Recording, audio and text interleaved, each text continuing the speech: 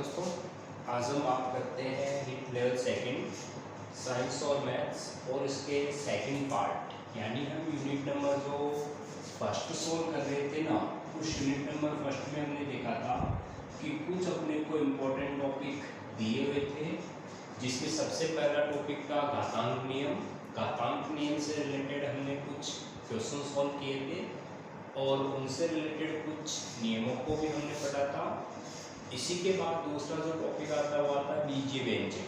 देखो, बीजीय व्यंजकों का टॉपिक एक बड़ा टॉपिक है जिसमें बीजगणित के सारे टॉपिक दिए हुए हैं। हम यहाँ पे स्टार्टिंग से पढ़ेंगे कि बीजीय व्यंजक होते क्या है, उनका परिचय लेंगे, किन से मिलकर बने होते हैं, फिर कौन से बीजीय व्यंजकों को हम जोड़ सकते हैं, कौन से बीजीय व्यंजकों को हम घटा सकते हैं। उसके बाद अगले पार्ट में हम बीजीय व्यंजकों का गुणा और भाग पढ़ेंगे।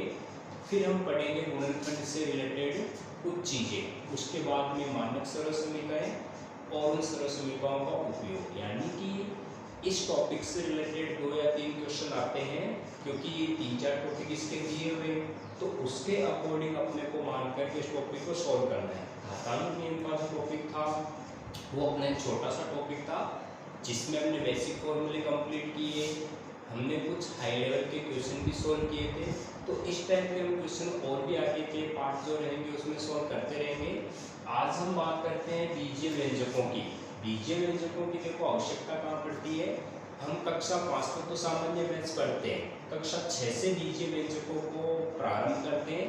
तो बीजीय व्यंजकों का देखो गणित में एक बहुत ही बड़ा रोल है, और यहाँ से जो स्टडी करते हैं ना, एक मैथ्स के अलग ही ब्रांच होती है जिसको हम अलजेब्रा बोलते हैं, यानी जिसको बीजगणित बोलते हैं। बीजगणित गणित की एक ऐसी शाखा होती है जिसमें बीजीय व्यंजकों के बारे में पढ़ा जाता है। बीजीय व्यंजक ऐसे यानी कि चर होते हैं जिनका मान परिस्थितियों के अनुसार बदलता रहता है या अपने आवश्यकताओं के अनुसार उनका मान बदल देते हैं।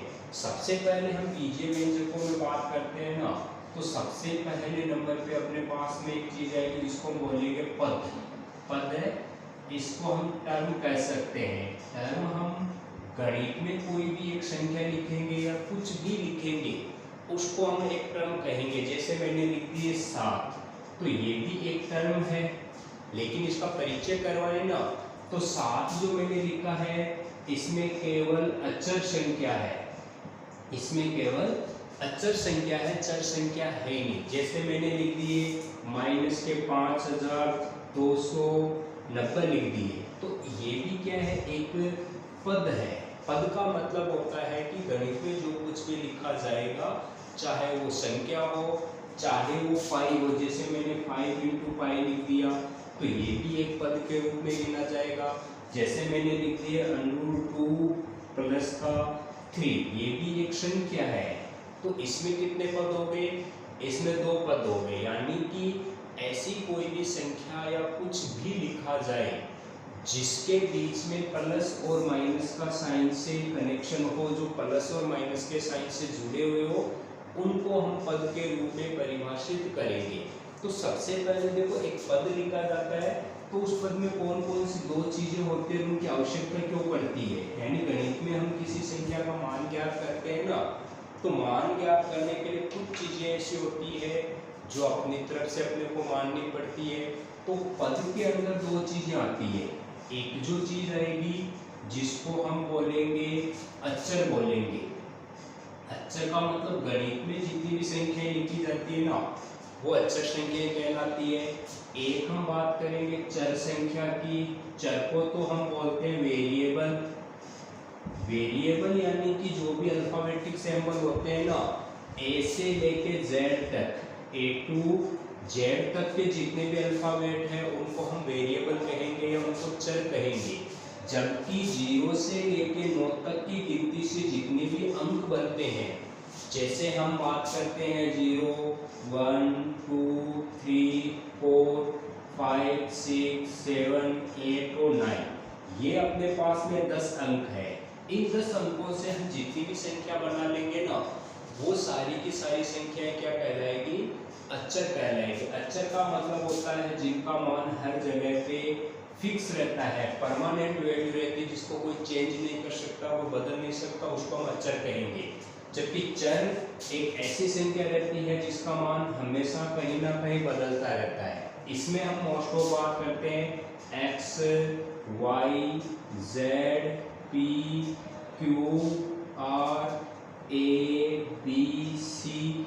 ये मोस्ट ऑफ जो अंग्रेजी वर्णमाला के अक्षर होते हैं ना, उनको हम यानी जितने भी अल्फाबेट होते हैं 26 अल्फाबेट होते हैं, तो 26 के 26 अल्फाबेट का हम उपयोग किसके रूप में करते हैं? चर के रूप में करते हैं। अचर को हम इंग्लिश में कांस्टेंट बोलते हैं।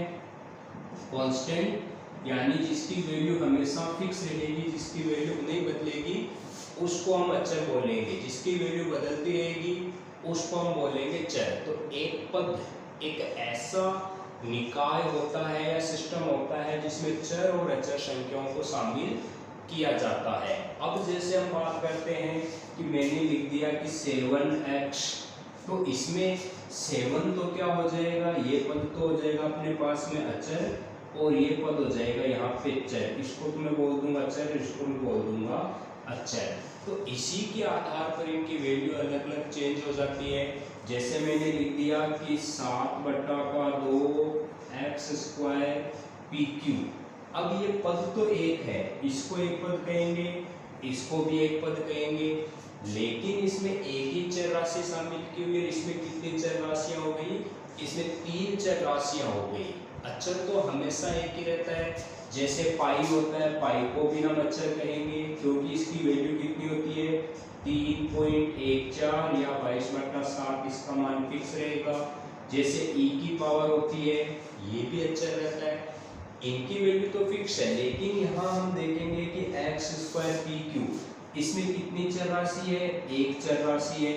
यहाँ कितनी चर राशियां हो गई? यहाँ पे चर राशियां हो गई, 3 चर राशियां हो गई। तो इसके आधार पर हम चरों को अलग अलग भागों में बांटेंगे। ये एक पदीय व्यंजक है, ये भी एक पदीय व्यंजक है। लेकिन एक पदीय व्यंजक कितने चरों में है? एक चर का है। ये कितने चरों का है? ये 3 चरों का है। इसके बाद में हम बात करते हैं कि इनके घातांकों की। हमेशा बीजीय व्यंजकों पे जो घात लिखी जाती है उनको जोड़ करके गिना जाता है। जैसे पूछ लिया जाता है ये बीजीय व्यंजक दे रखा है, कितनी घात का है? तो यहाँ हम देखेंगे कि x की घात 1 है, तो ये एक घात का एक पदीय व्यंजक है। ये एक घात का एक पदीय व्यंजक होगा। यहाँ हम बात करेंगे ये एक पदीय व्यंजक है, यानी x की घात 2 है, 2 प्लस p की घात 1 है, तो p की घात 1, q की घात 1 है, तो q की घात 1, यानी 4 घात हो गई। तो इस पद की हम घात देखते हैं ना, तो टोटल कितनी घात हो जाएगी? यानी ये हो जाएगा 4 घात का एक पदीय व्यंजक। इसको हम बोलेंगे एक घात का एक पदीय व्यंजक, इसको हम बोलेंगे 4 घात का एक पदीय व्यंजक। लेकिन इसमें चरों की संख्या कितनी है? इसमें चरों की संख्या 3 है, इसमें चरों की संख्या 1 है। जैसे मैंने कोई संख्या लिख दी x, y, z, एक पद लिखा मैंने केवल, इसका अगर हम परिचय चाहते हैं ना, तो ये एक पदीय व्यंजक है। इसमें देखो सबसे पहले चर कितने हैं? इसमें चरों की संख्या हो गई 3, और कुल घातों का योगफल कितना होगा? घातों का योगफल, इसमें घातों का योगफल भी 3 होगा, क्योंकि x की घात 1 है, y की घात 1 है, z की घात 1 है, तो तीनों की घातें मिलकर क्या होगी?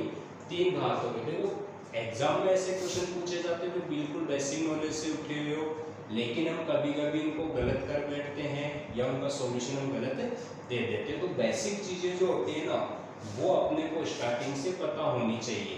इसी टाइप से मैं लिखता हूँ, जैसे xy प्लस का pq प्लस का yz। यहाँ पे मैंने एक बड़ी लाइन लिख दी। इसकी अगर हम बात करते हैं ना, तो हम ये देखेंगे कि इसमें एक पद नहीं है, प्लस के साइन से 3 पद जुड़े हुए हैं। xy पहला पद, pq दूसरा पद और yz तीसरा पद। तो पदों की संख्या की बात करें ना, तो सबसे पहले तो हम बात करते हैं इसमें 3 पद है। अच्छा, घातों की बात करते हैं तो इसमें प्रत्येक पद की घात कितनी है? x की घात 1 है, y की घात 1 है, p की घात 1 है, q की घात। हमेशा जिस पद की ज्यादातर घात हो उसी घात को काउंट किया जाता है। कम घात वाले को कभी नहीं गिना जाता है। तो यहाँ घात कितनी हो गई, 2 घात हो गई, प्रत्येक पद की घात 2 है तो 2 घात का कहेंगे। पदों की संख्या 3 हो गई, घात 2 हो गए। अच्छा, चरों की संख्या की बात करते हैं ना, तो चरों की संख्या मतलब इसको बनाने में कितने चर काम में लिए, x काम में लिया है, y काम में लिया, यानी एक x हो गया प्लस एक y हो गया, फिर एक z हो गया, एक p हो गया, एक q हो गया, यानी x y p q, 4 तो ये हो गए, एक ये 5 हो गए। तो चरों की संख्या कितनी होगी, 5 इसमें चरों की संख्या हो गई। तो इस टाइप से हम बात करेंगे। अच्छा, इसको हम 3 पदीय व्यंजक बोलेंगे क्योंकि इसमें कितने पद दिए हुए, 3 पद दिए हुए। इस आधार पर 3 पद हो गए। अगर कोई भी पद प्लस माइनस के चिन्हों से जुड़े हुए हो तो हम उनको पदों के रूप में परिभाषित करते हैं। सबसे पहले नंबर पे हम बात करते हैं कि पद जो होते हैं ना, बीजगणित में जो पद काम में लिए जाते हैं वो 2 प्रकार के पद काम में लिए जाते हैं। एक बात तो हम बात करते हैं समान पद की, और एक हम बात करते हैं असमान पद की, यानी कि इनको इंग्लिश में बोलते हैं, इसको तो बोलेंगे लाइक टर्म और इसको हम बोलेंगे अनलाइक टर्म। यही सबसे इंपॉर्टेंट चीज है इसकी। लाइक टर्म तो ऐसे पद होते हैं जिनको जोड़ा और घटाया जा सकता है। लाइक टर्म का मतलब क्या हो गया, ऐसे पद जिनको हम जोड़ सकते हैं और घटा सकते हैं उनको हम लाइक टर्म बोलेंगे। अनलाइक टर्म यानी कि ऐसे पद जिनको जोड़ा नहीं जा सकता, घटाया नहीं जा सकता, उसको हम अनलाइक टर्म बोलेंगे। तो बीजगणित में टर्म जो हो गई ना, वो 2 प्रकार की हो गई। एक तो समान पद हो गए, एक असमान पद हो गए। समान पद वे होते हैं जिनको जोड़ सकते हैं और घटा सकते हैं। असमान पद जो होते हैं ना, उनको जोड़ नहीं सकते और घटा नहीं सकते। यानी सबसे पहले तो हम बात कर लेते हैं समान पद की। समान पद ऐसे होंगे जैसे मैंने लिखा है कि 7x² प्लस के 9y² प्लस के 8x²। इनके बीच में मैं कोमा का साइन लगा सकता हूँ, यानी यहाँ पर हम कोमा के साइन की बात करते हैं पहले कि 3 पद दे रखे हैं, इस टाइप से दिए हुए अपने पास में। फिर दिया हुआ माइनस का 5xy, माइनस का 3x²,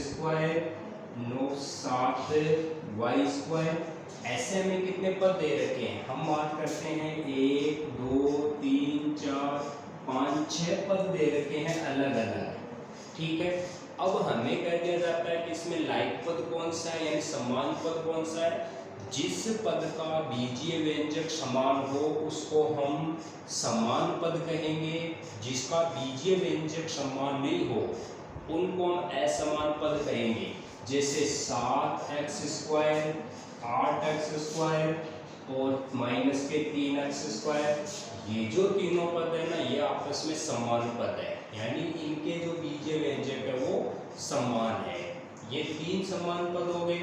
तो इन पदों को हम अगर प्लस का चिन्ह है तो जोड़ देंगे, माइनस का चिन्ह है तो घटा देंगे। जैसे जोड़ने की बात करते हैं ना, तो 7x² plus 8x² minus 3x² तो प्लस, और ये माइनस 3x², यानी प्लस माइनस का बहुत बड़ा रोल होगा। तो प्लस इंटू माइनस क्या होता है, माइनस होता है। इस आधार पे 7x² प्लस का 8x² माइनस 3x²। अब जब हम जोड़ करेंगे ना, केवल संख्या को जोड़ते हैं और संख्या को घटाते हैं, बाकी बीजीय व्यंजकों में चेंज नहीं करते हैं।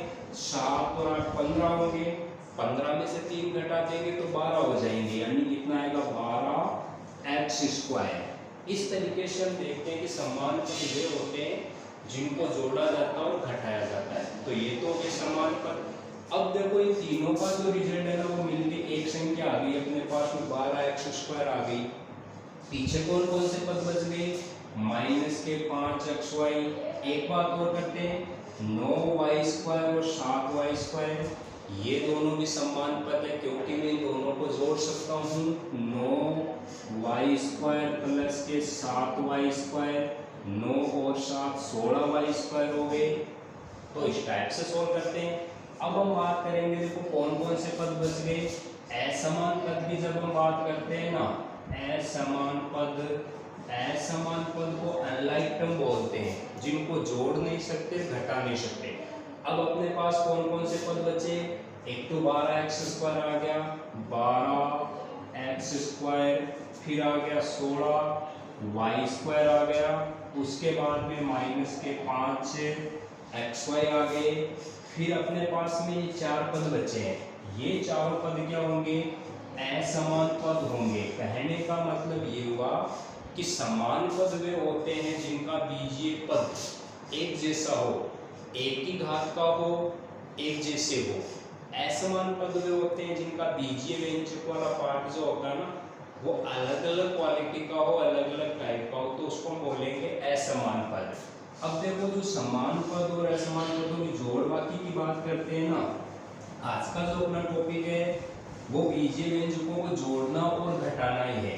तो हमने समान और असमान पद पढ़ लिए ना, इसके आधार पर हम बीजीय व्यंजकों को 2-3 भागों में बांटते हैं।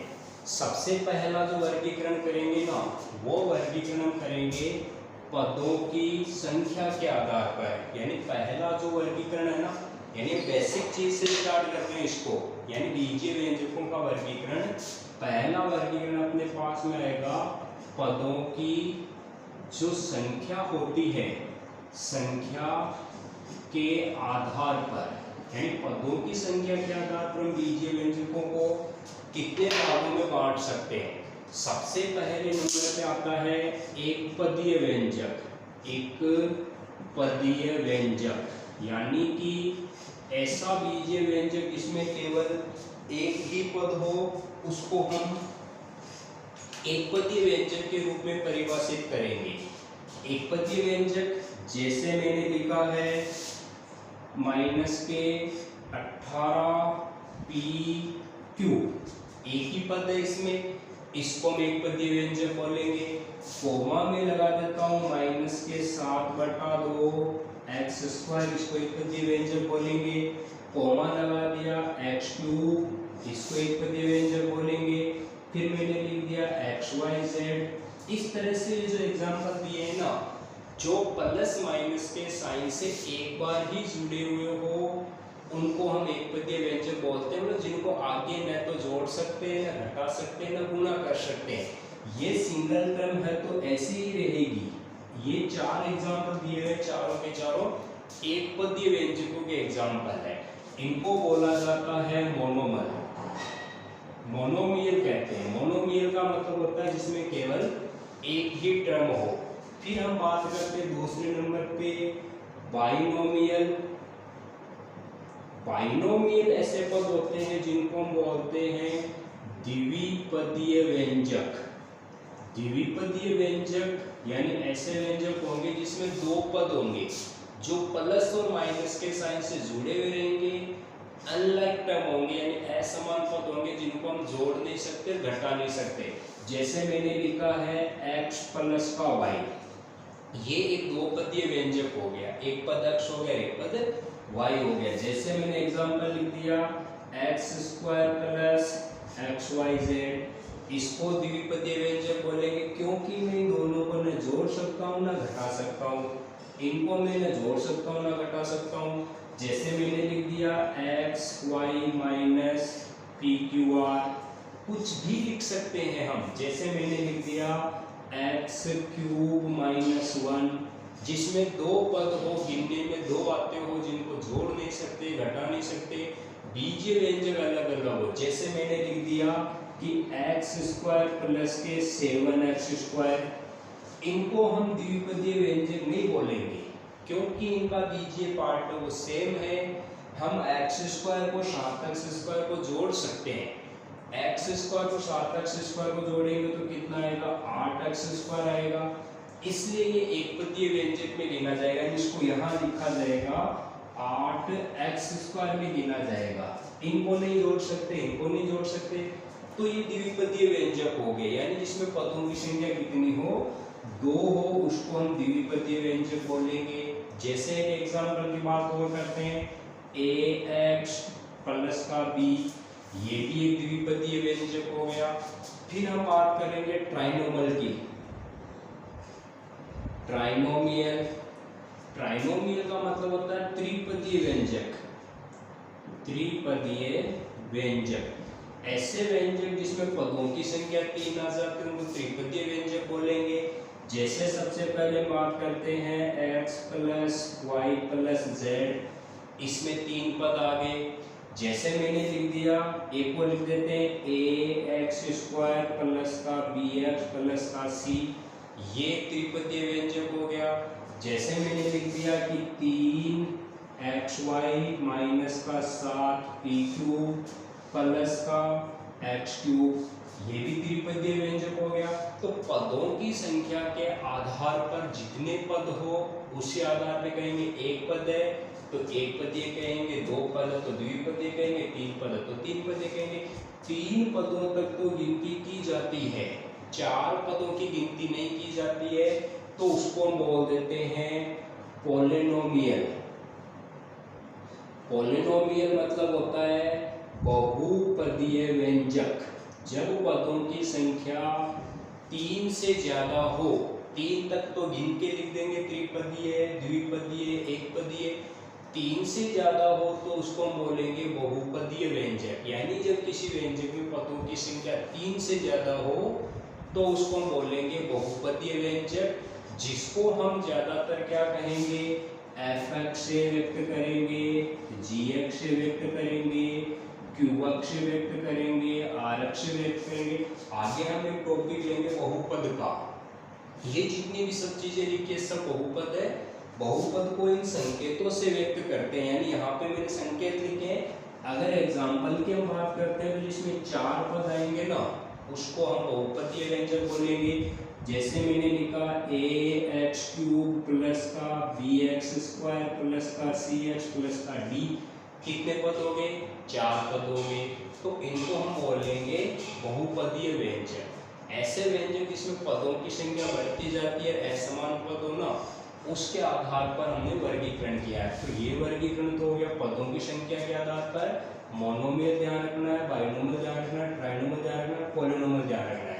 इस आधार पर हम इनको क्या बोलते हैं, एकपदीय व्यंजक बोलते हैं, द्विपदीय व्यंजक बोलते हैं, त्रिपदीय व्यंजक बोलते हैं और बहुपदीय व्यंजक बोलते हैं। इन्हीं व्यंजकों की हम जोड़ बाकी करेंगे और गुणा भाग के बारे में पढ़ेंगे। तो ये तो पहला वर्गीकरण था पदों की संख्या के आधार पर। दूसरी बात हम करते हैं चरों की संख्या के आधार पर, यानी कि चरों की संख्या की जब हम बात करेंगे ना, दूसरा वर्गीकरण अपने पास में आएगा चरों की संख्या के आधार पर, के आधार पर। जब चरों की संख्या की बात करनी हो ना, तो अपने पास में क्या चीज आएगी, देखो मैं एग्जांपल दे रहा हूँ एक्स स्क्वायर प्लस का एक्स प्लस का 1। इसका अगर मुझे परिचय चाहिए तो मैं इसे क्या बोलूँगा, इसे मैं बोलूँगा त्रिपदीय व्यंजक।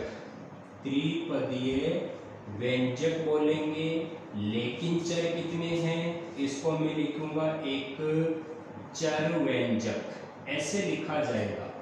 यानी त्रिपदीय व्यंजक है और एक ही चर राशि काम में ली गई। पद 3 हो गए ना, 1 2 3। जैसे मैंने लिख दिया x प्लस का y, क्या लिखा गया, x प्लस का y। यहाँ पे हम बात करेंगे ना, या x माइनस वाई लिख देते हैं, x माइनस वाई। इसका परिचय की बात करते हैं ना, तो हम बोलेंगे द्विपदीय व्यंजक। इसको द्विपदीय व्यंजक बोलेंगे।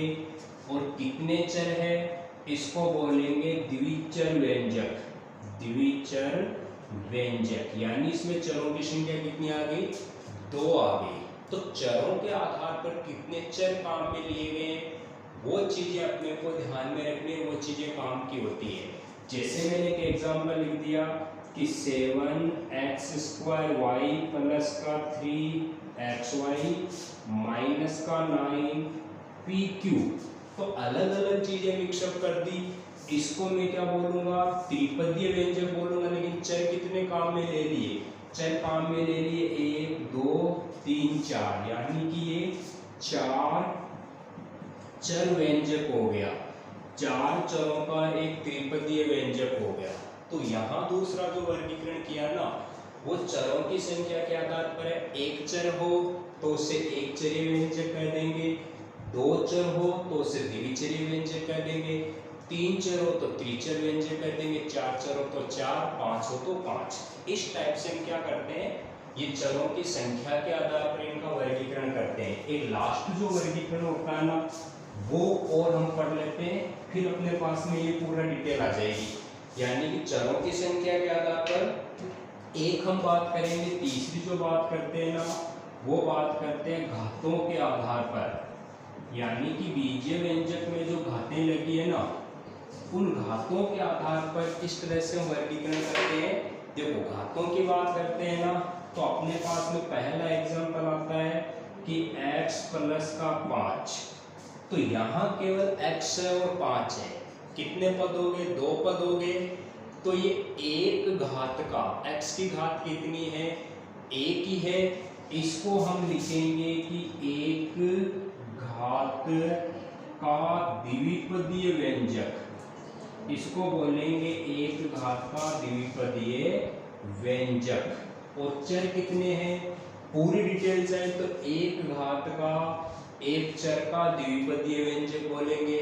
दूसरा मैं एग्जांपल देता हूँ, x square minus x plus का 9, इसको मैं क्या बोलूँगा, दो घात का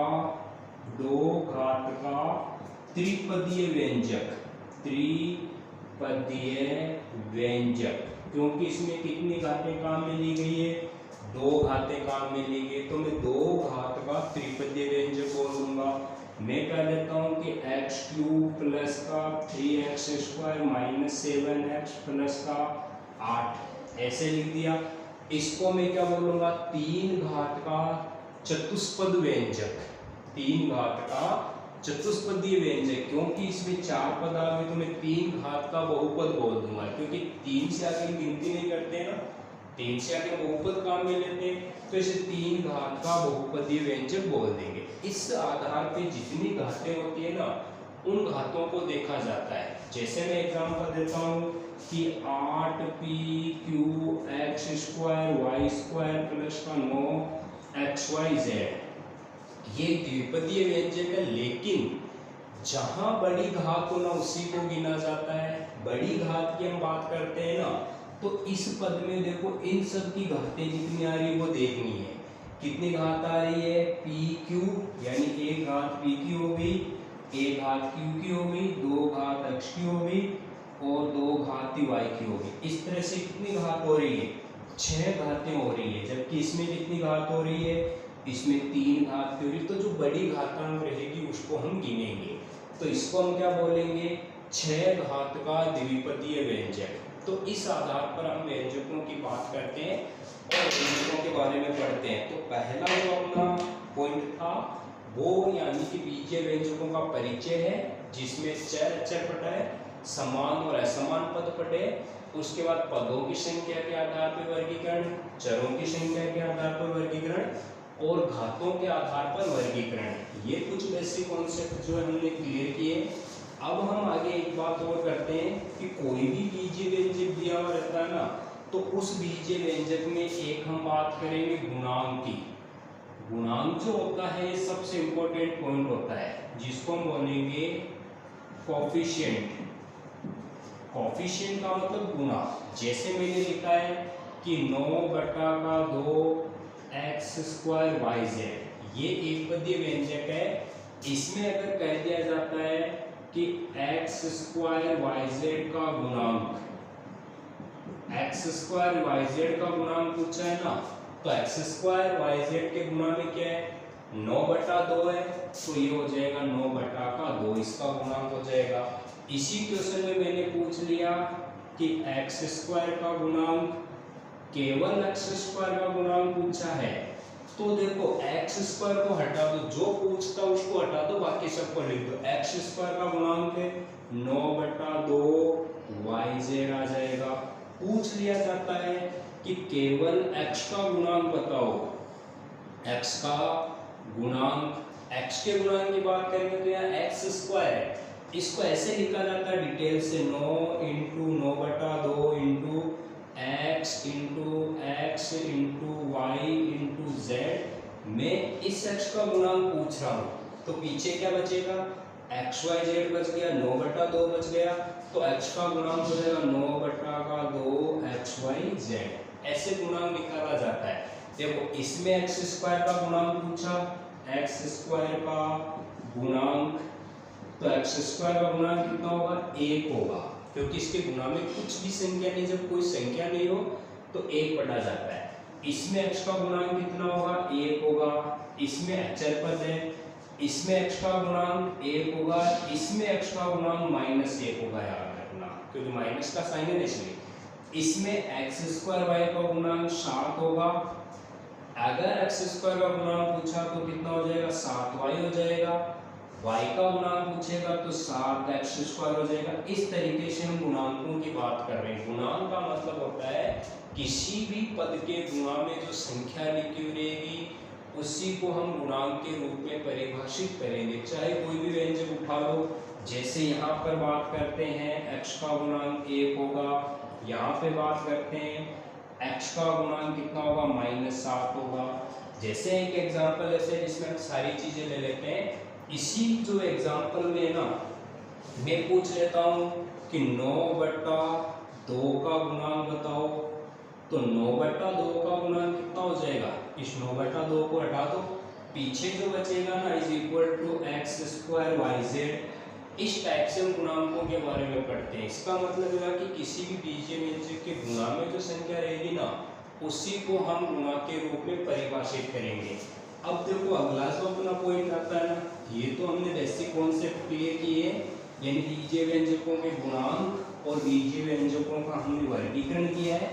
एक अपना टॉपिक आता है बीजीय व्यंजकों का जोड़ना और घटाना। अगर हमें कुछ बीजीय व्यंजक दे रखे हैं उनके जोड़ने और घटाने की बात करते हैं ना, तो बीजीय व्यंजकों का जोड़ यानी उनका एडिशन फाइंड करना। एडिशन का मतलब ऐड करना। जैसे कोई बीजीय व्यंजक दे रखा है, ऐड करने और सब्ट्रैक्ट करने की दो विधियां होती है। पहली जो विधि होती है ना, इसको तो हम बोलते हैं पंक्ति विधि। पहली विधि को हम बोलेंगे पंक्ति विधि और दूसरी विधि को हम बोलेंगे स्तंभ विधि। पंक्ति विधि में क्या किया जाता है, जितने भी बीजीय व्यंजक होंगे ना उनको एक ही पंक्ति में लिख देंगे। स्तंभ विधि में समान पदों के नीचे समान पद लिखे जाते हैं। जैसे मैं कुछ जोड़ने की बात करता हूँ कि 5xy प्लस के 7x स्क्वायर माइनस के 3p प्लस का 3xy माइनस का 11x स्क्वायर प्लस का 7pq माइनस का 3p प्लस का 9pq, ये इतने सारे पद दे दिए। हमें कह दिया जाता है इनको जोड़ना है। तो जोड़ने के लिए मेरे पास कितने पद है, 1 2 3 4 5 6 7 8। इन पदों को जोड़ने की बात करते हैं सब में। चलो यहाँ से डिस्कनेक्ट कर देते हैं। ये एक पद हो गया, एक ये पद हो गया। इन तीन पदों को हमें जोड़ना है। ये पहला पद है, ये दूसरा पद है, ये तीसरा पद है। इनको हमें जोड़ना है। तो जोड़ने के लिए हम क्या करेंगे, इनके बीच में प्लस का साइन लगाना है। इसका मतलब मैं यहाँ प्लस का साइन लगा दूं, जोड़ने की बात कर रहे हैं, यहाँ भी प्लस का साइन लगा दूं, जोड़ने की बात की है। अब देखो समान पदों में से समान पदों को जोड़ा जाता है। पहले 5xy है तो इसमें ढूंढेंगे xy कहाँ पे, ये रहा xy।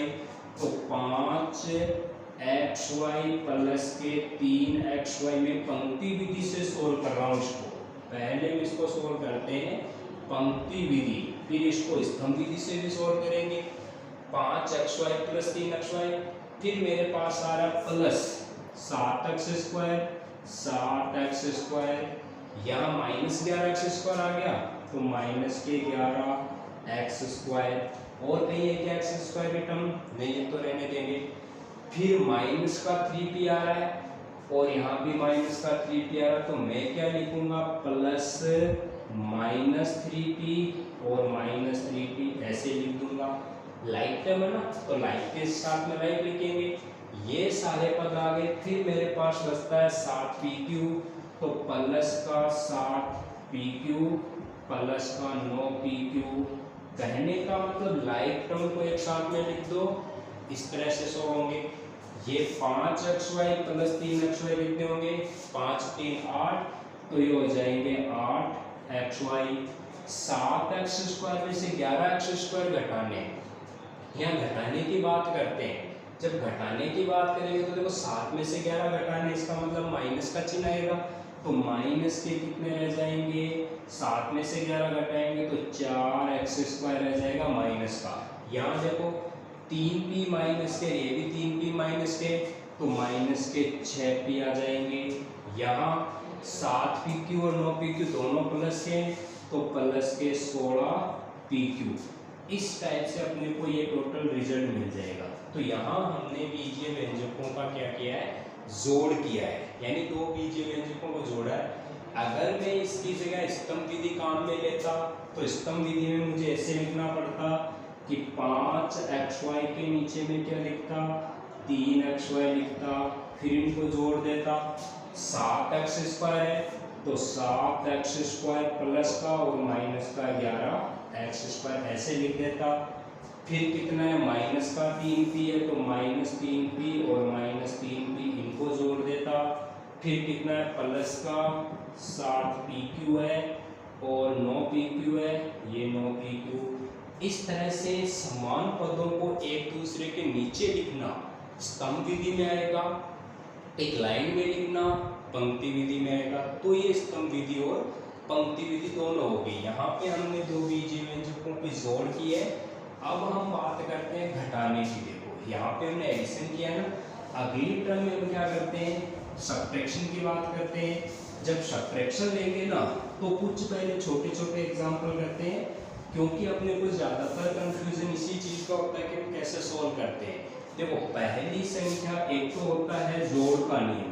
पहले हमें बात करते हैं जोड़ने या घटाने का नियम।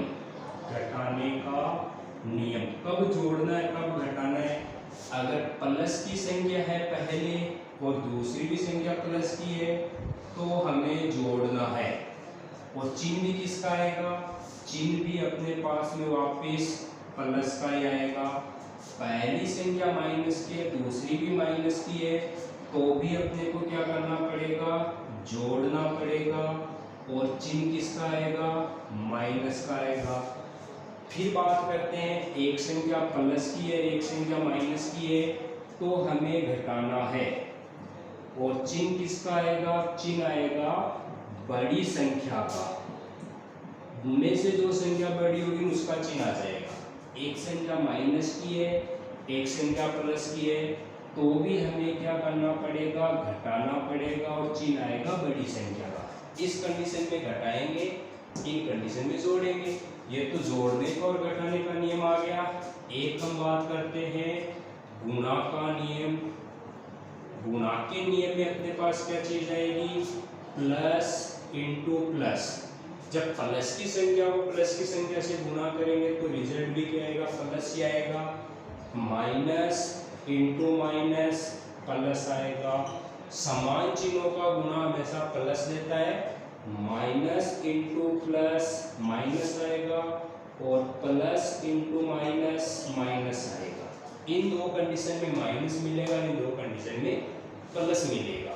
अब हम बात करते हैं जैसे घटाने की। आज हम छोटे छोटे पदों का घटाना पढ़ते हैं।